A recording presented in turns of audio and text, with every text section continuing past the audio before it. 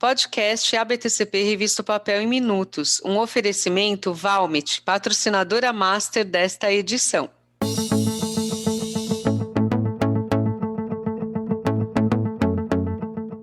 A visão da Valmet é ser campeã em atendimento aos clientes e, ao longo dos anos, vem desenvolvendo uma combinação única que oferece tecnologia de processos, automação e serviços com mais de 200 anos de experiência industrial. Esse é o Valmet Way to Serve, para acompanhar os clientes ao longo do ciclo de vida. Eleve você também suas operações a um novo patamar com a Valmet.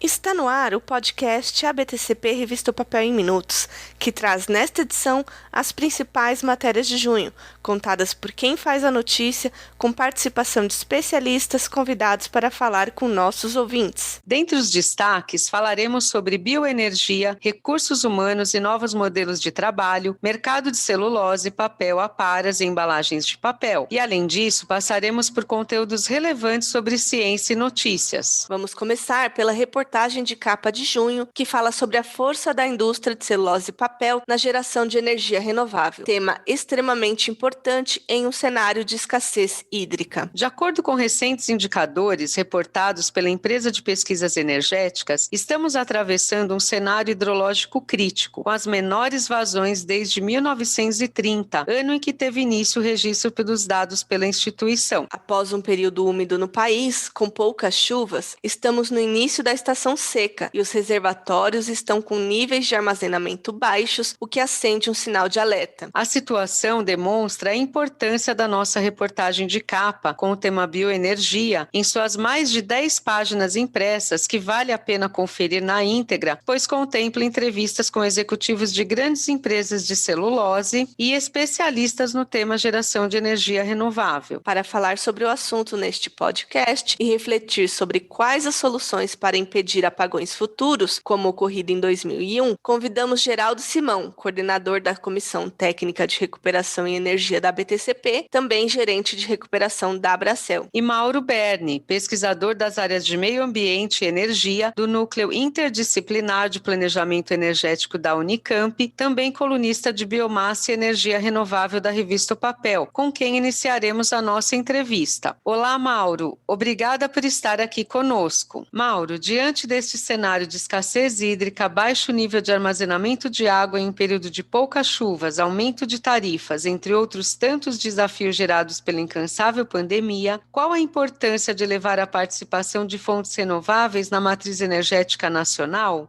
Olá, Patrícia. É um prazer estar aqui com vocês da ABTCP e agradeço muito a possibilidade de estar falando sobre um tema que eu gosto e pesquiso já com meus alunos, lá no Unip, Unicamp. E também a gente vem desenvolvendo pesquisas exatamente nesse momento em que o nosso país tem aí essa perspectiva, né, de ter problemas de falta d'água, sobretudo aqui no Sudeste, né, em Centro-Oeste, onde os níveis dos reservatórios estão bem baixos, né, um nível de 30%. E isso aqui é uma região assim, que demanda muita energia elétrica.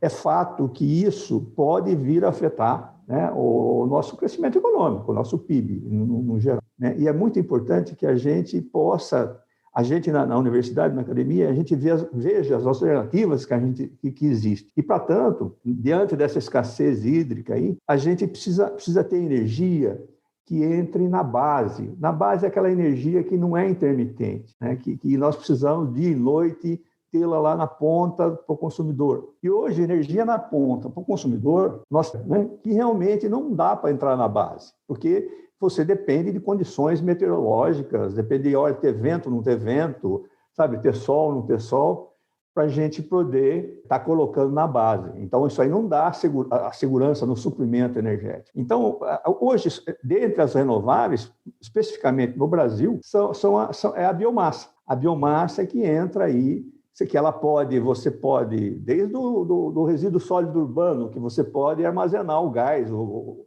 metano que você produz, o biogás que você produz, para poder entrar na base, você poderia gerar energia disso. Mas nós temos hoje consolidado aí setores industriais que podem fazer isso. E se a gente for analisar o balanço energético nacional, lá, os dados da empresas de pesquisa energética, a gente vê que, vamos dizer, existe um potencial muito grande a ser explorado pelo setor industrial, especificamente por algumas indústrias. E o caso aí que desponta, né, pelos potenciais existentes é o setor de celulose e papel, porque tem no DNA as florestas plantadas, né? E, além do que, tem esse desdobramento ambiental, né, que a gente nem fala nisso, que nós estamos se aproximando aí da COP26, que vai ser em Glasgow, que vai ser colocado lá tarefas, né, vão ser apontadas tarefas para a gente atingir aqueles níveis de emissões que garantam aqueles graus Celsius para não subir até 2050. Então, eu, enquanto acadêmico e pelos estudos que a gente faz lá na Unicamp, eu creio que a biomassa e seus resíduos, tá? Ela vai ter o papel, uma parcela de mercado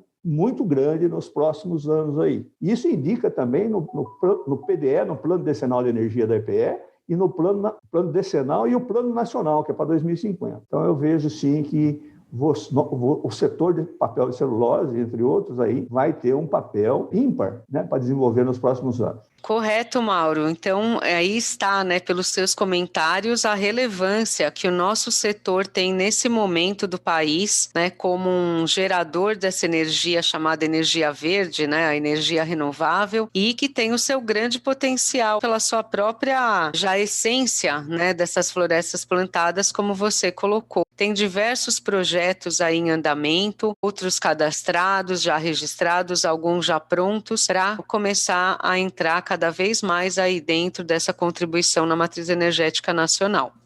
Mauro, a partir do que você comentou, como criar então condições para destravar a geração de energia elétrica a partir de fontes renováveis, para que se atinja essas metas, como você colocou? A gente tem hoje, nós temos, não só na Unicamp, mas em outros centros, USP, COP Rio, e mesmo essa empresa de pesquisa energética tem dados e informações acreditadas, vamos dizer assim, do papel preponderante da biomassa na entrada na base, como eu citei anteriormente. Vocês vejam que, por exemplo, agora, a hidrovia aqui, Tietê-Paraná, está com um problemão. Então, nós não estamos conseguindo, vai afetar ali os transportes, isso significa mais transporte em rodovia, isso significa mais emissões, mais petróleo sendo usado. Então, e essas condições dessa escassez hídrica vai forçar políticas públicas que possam vir a viabilizar, garantir o caminho, né? Por exemplo, a fotovoltaica está aí porque, num certo momento, teve incentivos para poder se expandir. E a mesma coisa quando se trata de biomassa, e é mais importante biomassa também, e também lá a fotovoltaica e a eólica, porque você pode fazer a geração descentralizada. Então, você não tem que trazer de Belo Monte ou de Itaipu a energia. Você pode gerar onde você tem a biomassa. As plantas de celulose hoje, elas assim, como dizem, nada de braçada. Sabe? Tem lá um resíduo industrial, isso sem falar do campo lá, né? Sem falar da floresta. Então, agora, como destravar isso? Precisamos ter um marco regulatório para isso, tem que ter uma regulação. E isso cabe aos governos, né, poder colocar isso, né, porque os estudos existem, né, existem os estudos mostrando, inclusive políticas públicas que possam ver essas barreiras.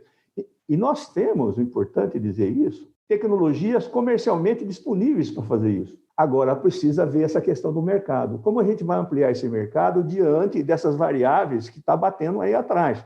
Esses fatores econômicos deverá alavancar, sabe, essas regulações, essas barreiras econômicas, né, que teriam para poder viabilizar alguns tipos de cogeração, apesar que nós temos uma legislação, mas como incentivar as plantas de celulose a gerar mais energia.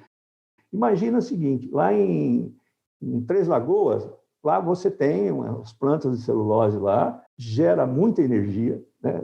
Gera muita energia, não.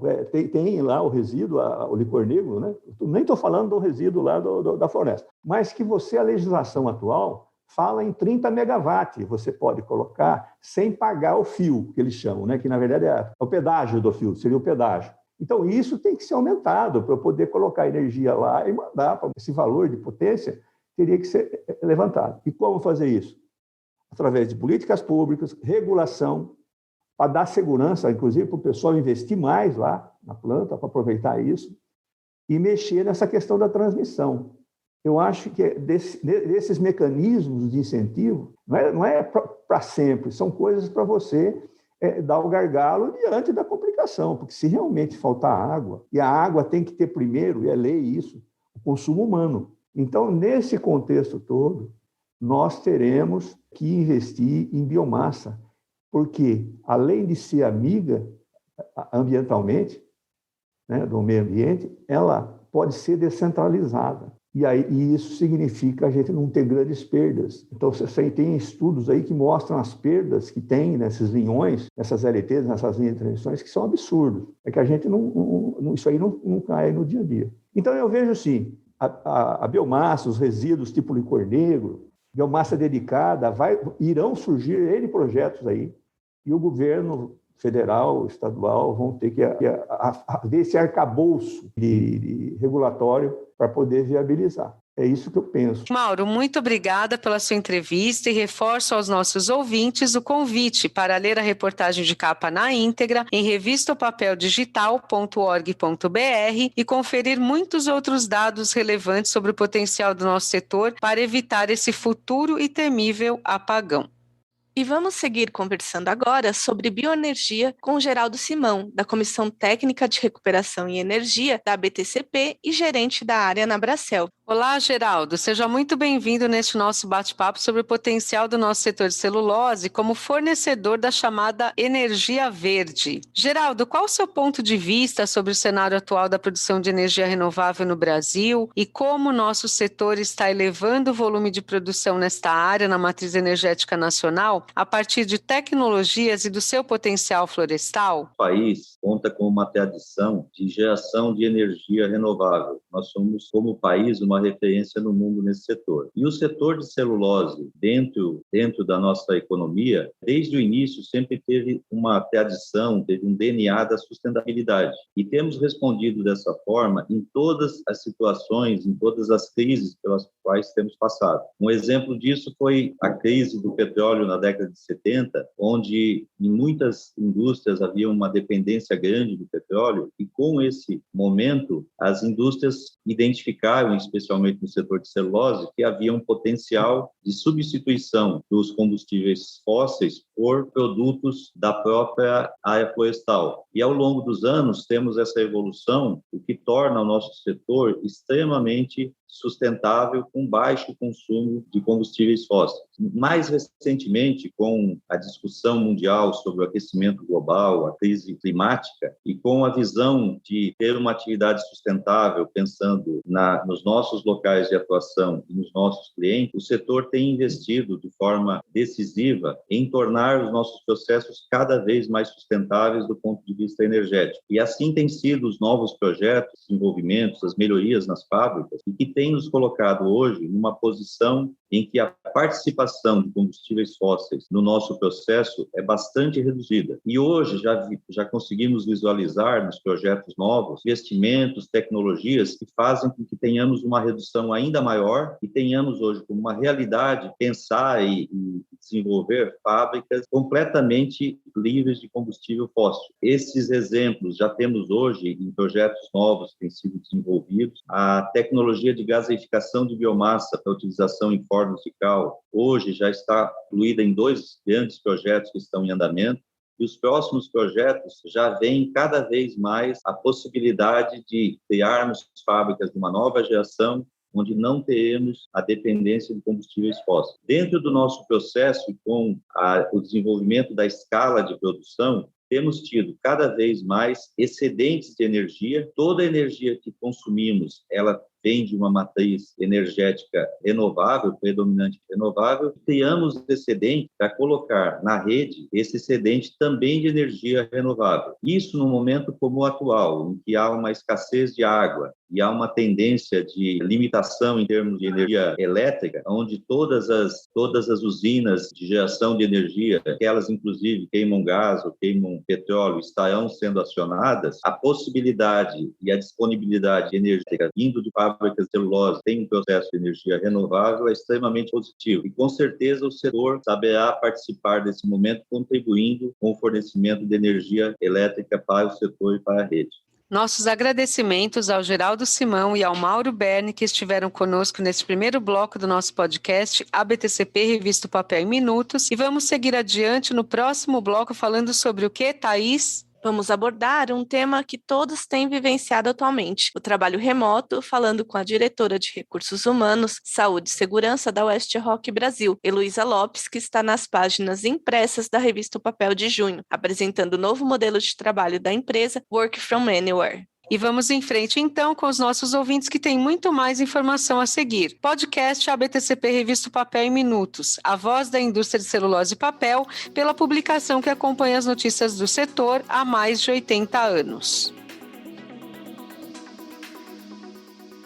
Nosso segundo bloco do podcast, ABTCP Revista Papel em Minutos, começa falando com Heloísa Lopes, da West Rock, sobre trabalho remoto e o novo modelo anunciado recentemente pela empresa. Para conhecer como surgiu a ideia deste lançamento pela West Rock, convidamos nossos ouvintes a acessar a entrevista completa sobre o tema em revistapapeldigital.org.br. Vamos conversar agora com Heloísa sobre uma questão desafiadora para quem adotou o trabalho remoto durante a pandemia. Heloísa, como você percebe a saúde emocional das pessoas trabalhando em casa, principalmente as mulheres? Olá, obrigada pelo convite de estar aqui com vocês, falando desse tema tão atual. Bom, vamos falar de saúde emocional, saúde mental. Eu acho sempre importante ressaltar que todas as questões ou o aumento de casos de doenças mentais, emocionais, ele já vinha acontecendo antes da pandemia. O que acontece é que algumas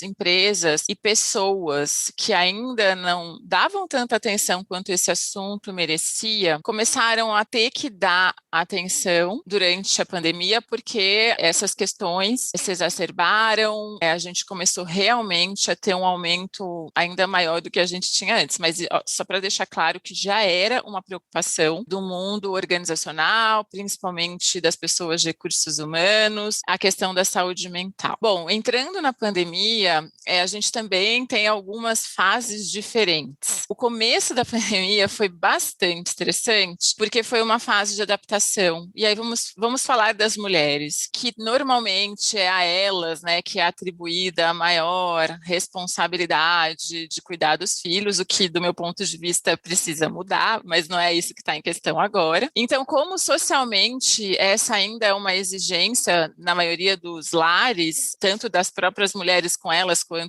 né, da sociedade e daquela família, esse é o lugar que a mulher ocupa, foi extremamente estressante, e para aqueles homens que também têm uma participação ativa nesse mundo, também foi. Então, foi um primeiro momento de o que eu faço agora? Então, como que eu me adapto a esse mundo de trabalho, com essas crianças em casa, algumas tendo aulas, outras não tendo aulas, não podendo, muitas pessoas que tinham ajuda doméstica deixaram de ter por um tempo, que tinham ajuda com as crianças deixaram de ter. Então, esse foi um momento bastante estressante, mas que era focado em ação. Então, as pessoas precisavam agir e resolver essas questões, e dentro da organização isso apareceu bastante. Tem um exemplo que eu acho que é legal de dar, a gente tem o auxílio creche, e para quem trabalhou em casa, a gente converteu, depois que a pandemia se atenuou, para um auxílio babá. Então, quando as babás puderam voltar para casa, então a gente resolveu converter o que era creche para babá, já que as crianças não iam para creche. Então, esse foi um exemplo. Bom, o segundo momento foi um momento,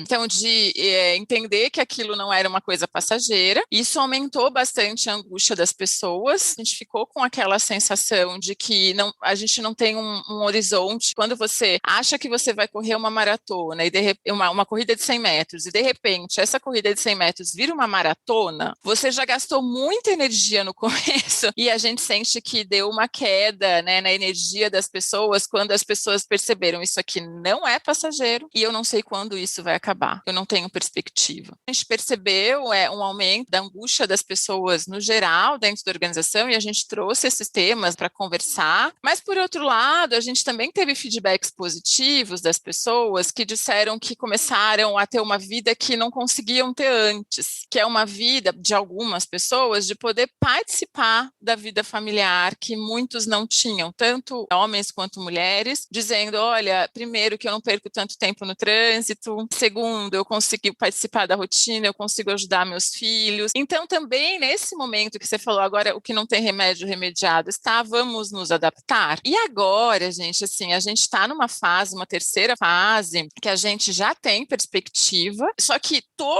tudo isso que eu falei, então isso gera uma esperança nas pessoas, só que tudo isso que eu falei, por que também foi muito doloroso? Por conta da doença, gente. Então, vamos lá, a doença também ajudou a aumentar todos os problemas de saúde mentais, de ansiedade, angústia, depressão. Ela está rondando todos os lares, elas entraram em muitos desses lares e muitas pessoas perderam muita gente ou estão com medo de perder, estão com medo de adoecer. Eu falo que a gente não pode ter um nariz escorrendo, uma dor de barriga tranquilo mais, então isso gera ansiedade. Então, independente do antes, né, durante a pandemia, assim, tudo se agrava muito pelo medo da doença e pelas perdas que a doença gera. Então, vamos dizer que realmente a gente percebeu, em muitos casos, assim, um aumento né, de angústia, sim, mais gente tendo questões relacionadas à ansiedade, algumas desânimo, depressão e o medo. Então, isso tudo criou um ambiente mais propício para desenvolver, né, gatilhos aí de possíveis doenças mentais que precisaram ser tratadas. Então, como organização, a gente deu meios para as pessoas terem acesso a psicólogos, a médicos,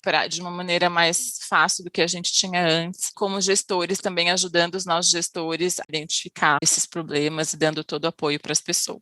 Isso aí, Luísa. Então, é importante que você ressaltou que não foram só pontos negativos, né? E sim também esse fato de já vir antes da pandemia, essa onda meio que abalando as pessoas em relação à saúde emocional e não só a pandemia, mas sim um agravo que foi o algo a mais que acabou, então, intensificando, né, esse tipo de problema dentro das organizações, mas, como você disse, as organizações estão atentas, estão tomando ações, estão implementando outras medidas de apoio para que esse problema não leve, né, a um burnout, não leve a outros tipos de problemas mais graves ainda. Heloísa, quais os indicadores que a West Rock tem que levam a empresa a ter segurança para apostar neste novo modelo? Na entrevista que eu dei para a revista, que está lá dentro da página da revista, eu conto em detalhes como que foi todo esse processo decisório e o que a gente tem de indicador, mas eu vou tentar resumir. Nós já trabalhávamos no modelo híbrido, então acho que a gente inovou um pouco nisso dentro do mundo industrial, então a gente decidiu num determinado momento, porque a gente quer uma empresa mais inovadora, mais flexível, menos hierárquica. A gente começou a implementar flexibilidade, então em 2019 a gente já implementou um modelo híbrido para as pessoas que trabalhavam nas áreas corporativas, um modelo esse que dava a opção para as pessoas de ficarem na verdade não era opção, as pessoas tinham que ficar 1 ou 2 dias na semana em casa, então a gente já tinha esse modelo. Quando chegou a pandemia, a gente se adaptou muito rápido ao modelo 100% remoto, porque as bases, a infraestrutura de sistemas, né, tecnologia, estavam em grande parte implementadas nesse modelo híbrido. E aí a gente começou a ver o mercado se movimentar e começou a discutir internamente, nossa, está dando certo. A gente começou a ter feedbacks da nossa população, e aí quais são indicadores que no começo mostravam que a gente estava indo bem nesse modelo? Resultados. Então, assim, a empresa continuou conseguindo entregar seus compromissos, os projetos continuaram acontecendo, então naquele começo foi isso. E a gente sempre quis pensar em formas diferentes. A gente gosta de entender o que está acontecendo no mundo e como a gente pode trazer ainda mais flexibilidade em um ambiente mais diverso. E aí a gente resolveu fazer uma pesquisa com as pessoas dentro da organização e essa pesquisa mostrou que grande parte da nossa população toparia ir para um modelo remoto, só que flexível, tá? Quando a gente fala remoto flexível, é diferente de algumas empresas, a gente não fecha o escritório, a gente reduz o espaço, então nós reduzimos em 50% o espaço físico que a gente tinha, e aí depois da pandemia, quando a gente puder voltar, o escritório vai ter um significado novo, então a gente vai continuar tendo a chance de se encontrar. Mas o Work from Anywhere, ele é um modelo também que traz a possibilidade de a gente contratar as pessoas em qualquer lugar do país, não só na nossa região, aqui onde a gente fica, e isso tem trazido um feedback, então um dos indicadores também é o feedback positivo das nossas pessoas que a gente continua ouvindo. Muita gente mudou de cidade, gente. Então, assim, muita gente vive na cidade X porque trabalha na cidade X, mas se fosse escolher, viveria na cidade Y, na cidade Z, que fica bem longe da cidade X. A gente tem vários casos de pessoas que mudaram de cidade, vários, gente, não são poucos, que mudaram porque foram ficar mais perto da família, muitos. Do meu ponto de vista, o modelo remoto, ele traz muitos ganhos, principalmente esse flexível, em que a gente pode, sim, a gente tem uma base para se encontrar, mas ele traz ganhos de qualidade de vida, então as pessoas também dão feedback, né, de não ter, tem gente que morava numa cidade a, sei lá, 100 quilômetros da nossa sede e que fala, nunca fiz exercício na vida porque eu não tinha tempo de fazer exercício. Eu viajava 2 horas para ir, 2 horas para voltar, e agora eu tenho 4 horas a mais no meu dia para fazer o que eu bem entender. E a gente também contrata pessoas efetivamente, assim, existe uma crise, a gente está num momento muito aquecido de mercado, só que a gente, neste modelo, tem um leque muito maior de contratação do que pessoas que não aderiram a esse modelo, empresas que não aderiram a esse modelo. Eu aumento a possibilidade de trazer diversidade, que é uma das nossas metas, né, ter 50% de mulheres em 2030, ter muito mais negros dentro da organização, pessoas com deficiência, o público LGBTQIA+, e também a diversidade regional, né. Tem os indicadores que a produtividade é um, então, assim, a gente não vê queda de produtividade. A gente, na pesquisa, 50% das pessoas disseram que elas até são mais produtivas, outras que estão igual, assim, elas estão com o mesmo nível de produtividade que elas tinham, e 70% das pessoas realmente disseram que gostariam de ir para esse modelo flexível. O que não significa, gente, que as pessoas não estejam com saudade de encontrar outras pessoas. Quando acabar a pandemia, com certeza o trabalho remoto vai ser muito mais tranquilo do que é hoje, que a gente é obrigado a ficar em casa e que a gente não pode encontrar, né? Então, acho que vai ser mais produtivo ainda quando a gente tiver mais liberdade. E nas nossas fábricas, né, os operadores continuam trabalhando do jeito que eles estavam, mas as áreas administrativas a gente também implementou um modelo híbrido que eles não tinham antes. Então, isso também foi uma mudança. Então, eles também têm flexibilidade de ficar de 1 a 2 dias. E aí vem um monte de coisa junto que vocês podem até ler lá na matéria. Então, rever que tipo de auxílio, né? E assim vai.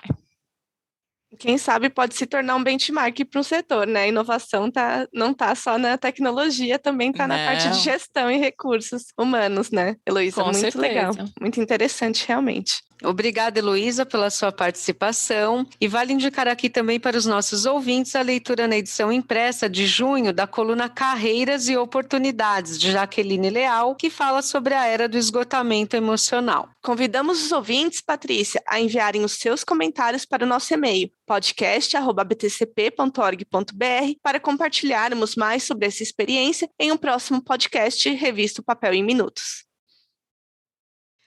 Além de falar sobre esses temas relacionados a recursos humanos, nossa edição de junho traz artigos sobre cibersegurança da consultoria Falcone, que vale conferir. E um ponto de vista de Fernando Escucuglia, diretor de celulose e energia da Valmet na América do Sul, com uma resposta muito intrigante à pergunta: quanto custa a sua reputação? E mais, a série recém-lançada sobre a ciência dedicada às medições. A metrologia segue muito interessante e marca a retomada do canal de comunicação técnica pelo personagem Zé Passel. O personagem, criado pelo cartunista Mário Mastrotti, ilustrou por muitos anos uma série de artigos sobre a produção de celulose e papel publicada na revista Nosso Papel. E depois manteve diversos artigos sobre dúvidas técnicas na O Papel. Vale conferir a série iniciada em abril deste ano em revistapapeldigital.org.br e ficar por dentro do universo da metrologia. Encerramos assim o nosso segundo bloco deste podcast, a BTCP Revista Papel em Minutos, seguindo no próximo bloco com temas que sempre atraem atenção entre os executivos do setor: mercado e tecnologias. Nossos destaques agora vêm dos conteúdos do caderno Páginas Verdes, da edição impressa. Como estão os preços do setor, o mercado de aparas e papel para embalagens? E a expectativa sobre o PIB 2021 e 2022? Quem quiser ficar por dentro de tudo isso em detalhes, poderá acessar as colunas assinadas da Upapel em revistapapeldigital.org.br e conferir muito mais informações sobre preços, produção e vendas. Por hora, vamos destacar aqui o mercado de aparas, com o nosso especialista no tema, Pedro Vilas Boas, presidente executivo da Associação Nacional dos Aparistas, também colunista da Upapel. Olá, Pedro, obrigada por estar conosco neste podcast. Em seus artigos, você tem comentado sobre os desafios enfrentados pelos aparistas em meio à pandemia, a pressão de preços no mercado, enfim, nem tudo tem sido só oportunidades quando a demanda de embalagens de papel está alta. Pedro, como você avalia o mercado de aparas neste momento e o que se pode esperar nos próximos meses? O mercado de aparas está vivendo um momento muito atípico, muito complicado. A gente está tentando entender o que está acontecendo. Porque nós estamos tendo algumas rupturas na cadeia de fornecimento. Você sabe que a pandemia, com todos esses lockdowns, que provocou, no primeiro momento, inclusive, fechamento de algumas fábricas que fornecem grande quantidade de aparas para a gente, mas fechamento de shoppings, nós acabamos ficando sem material. E é lógico que, seguindo as regras aí da lei de oferta e demanda, sem material, os preços de aparas subiram muito forte. E ainda para complicar um pouquinho esse cenário, nós tivemos uma grande expansão, um grande aumento na demanda por embalagens de papel ondulado no ano passado e continua acontecendo no início desse ano. Então, no mesmo momento que nós tivemos uma dificuldade em coletar material, nós sentimos uma demanda maior para esse material. Isso foi muito impactante para a gente. Esse ano de 2020 foi muito difícil, 2021 vem vindo na mesma sequência. Agora vamos ver o que vai acontecer. Parece que os preços já estão tendendo a se estabilizar, as medidas aí de liberação de comércio estão melhorando um pouco a nossa coleta.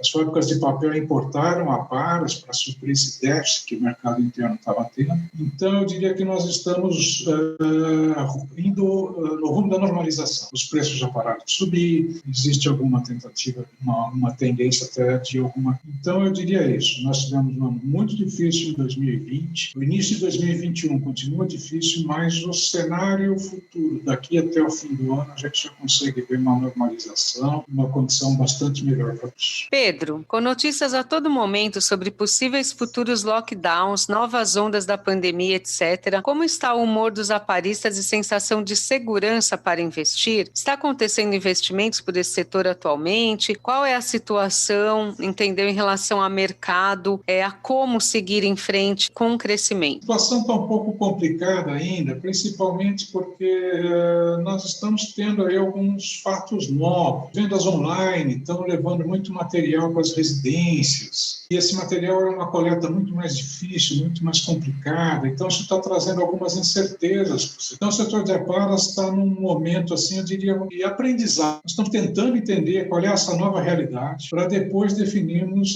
quais seriam os bons investimentos, onde a gente deve investir, o que nós devemos fazer. Então, nós estamos, assim, num momento de como é que poderia dizer, de troca de rumos, ou de definição de novos rumos. E nesse cenário, a gente ainda tem outros fatores de complicação. A semana passada, o Supremo Tribunal Federal deu uma decisão que permite às fábricas de papel de recuperarem o PIS, COFINS que elas pagam sobre as aparas. Isso, para as fábricas de papel, é muito bom, mas implica em que os aparistas vão ter que recolher para que as fábricas possam se creditar. Ocorre que, como a nossa compra é em mais de 50% de pessoas físicas, nós não temos como nos creditar do PIS/COFINS. Então, para nós, isso vai virar custo. É uma nova realidade que está aparecendo e que nós estamos agora debruçados em cima disso para entender o que vai acontecer, para entender o que vamos fazer. E isso torna muito difícil qualquer planejamento de crescimento, de investimento, porque realmente nós estamos num patamar, agora nós precisamos entender o que está acontecendo para definir novos rumos possíveis. Agradecemos o Pedro pela sua participação e desejamos um futuro de sucesso à cadeia produtiva do papel para embalagem. E falando ainda sobre mercado, os preços em dólar da celulose continuam a subir na Europa e nos Estados Unidos em maio e junho, mas não demonstraram o mesmo comportamento na China. É que os chineses pressionam neste momento os fabricantes brasileiros de celulose de fibra curta de eucalipto a manterem o preço lista de $780 por tonelada de produto colocado na China nos meses de maio e junho, que é o mesmo valor praticado em abril. E saindo do assunto preços, adentramos agora no campo das embalagens de papel, convidando Paulo Artung, presidente executivo da IBA, Indústria Brasileira de Árvores, que fala sobre este tema em sua coluna assinada nesta edição. Paulo, obrigada por aceitar nosso convite para este podcast. Eu te pergunto, como o papel para embalagem vem se demonstrando superior como matéria-prima de embalagem e, consequentemente, ganhando espaço no mercado? Nós estamos vivendo um momento muito duro da caminhada humana. Atravessar essa pandemia tem sido doloroso, difícil em qualquer parte do planeta, muito mais em países como o Brasil, que não vem administrando bem a travessia pandêmica. Mas essa pandemia que provoca dor e sofrimento, como toda crise, ela provoca também modificações, alterações na vida humana e nas relações humanas. E o impacto está visível. Algumas tendências que vinham ocorrendo com baixa velocidade no mundo, como a digitalização, acelerou nesse momento. E junto com a digitalização e com os novos meios de comunicação, modalidades de relações humanas e comerciais que vão se impondo. E o e-commerce,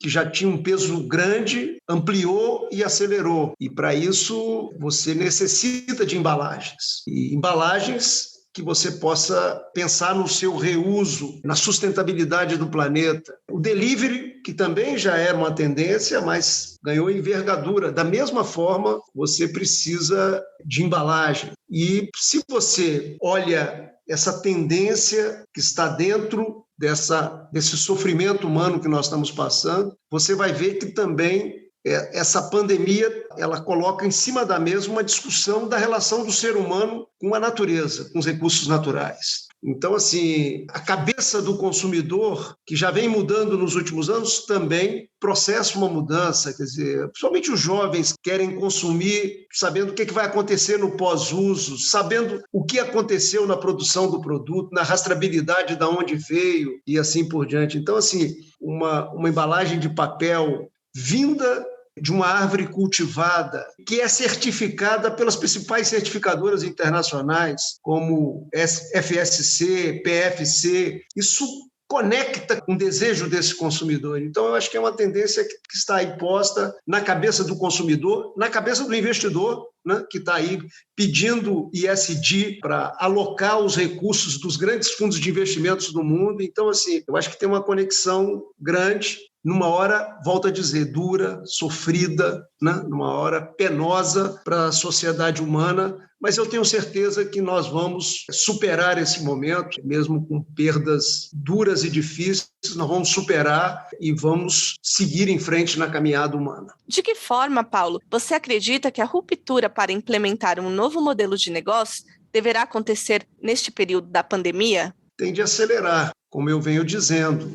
É um desejo que está expresso nas pessoas, nos consumidores de produto. Então, assim, ao mesmo tempo, você tem uma indústria que é inquieta, que não se acomoda, que está aí trabalhando no campo e evoluindo na produtividade, na sustentabilidade, que está estudando, ao mesmo tempo, novos usos, né, e novos produtos. Você tem uma árvore fibra e, junto com a fibra, você tem lignina. Quer dizer, no uso da fibra que você produz celulose, a nanotecnologia está permitindo uma janela da nanocelulose. Assim, usando uma expressão popular, é uma partícula muito pequena que tem características muito, muito úteis para esse momento que nós estamos vivendo. Quer dizer, você vai trocar produtos de origem fóssil, que, na verdade, estão na contramão daquilo que o planeta precisa hoje em relação ao clima, você vai trocar por produtos vindo da árvores que são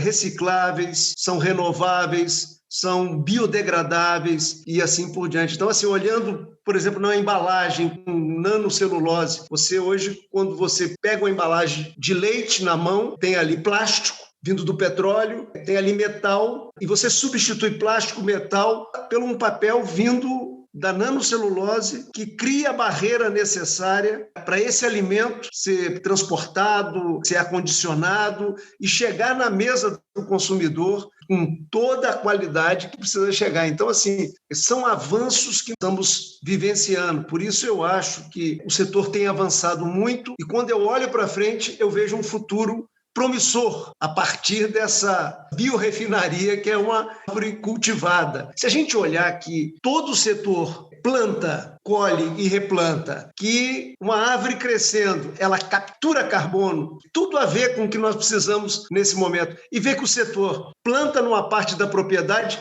e conserva na outra. Quer dizer, o setor de árvores cultivadas é o setor que tem a maior área de conservação de florestas nativas e restauradas. Chega a quase 6 milhões de hectares no Brasil. Planta em 9 milhões de hectares e conserva 6 milhões de hectares. Então, assim, isso é uma ação no presente, mas conectada também com o futuro, que precisa ser um futuro de sustentabilidade, que nós precisamos entregar o planeta para os nossos filhos, para os nossos netos, para os nossos bisnetos, em condição de equilíbrio do ser humano com os recursos naturais. E aí eu estou falando das florestas, eu estou falando da biodiversidade, que são questões que precisam estar com prioridade na agenda das pessoas, dos países e do planeta. Ou seja, de todos nós. Eu acho que é crescente essa presença de produtos que tenham sustentabilidade, que são biodegradáveis e assim por diante, porque é isso que o planeta precisa nesse momento. Agradecemos o Paulo Artung por estar conosco e aviso aos nossos ouvintes que o tema abordado por ele já remete para o que será destaque em nossa reportagem de capa da O Papel de julho, sobre o papel para embalagem e embalagens de papel. Um mercado que está bastante aquecido, muito diferente do tempo lá fora esses dias. Portanto, aguardem a próxima edição, estará imperdível. E encerramos nosso podcast agradecendo aos nossos anunciantes da edição impressa da O Papel de junho, a Londa Ambiental, Bookman, IBS Paper, Cadent, Klabin, Partners in Performance Brasil, Suez e Suzano. E o nosso agradecimento especial à Valmet, que está na revista impressa e é também a nossa patrocinadora master dessa edição, podcast Revista Papel em Minutos.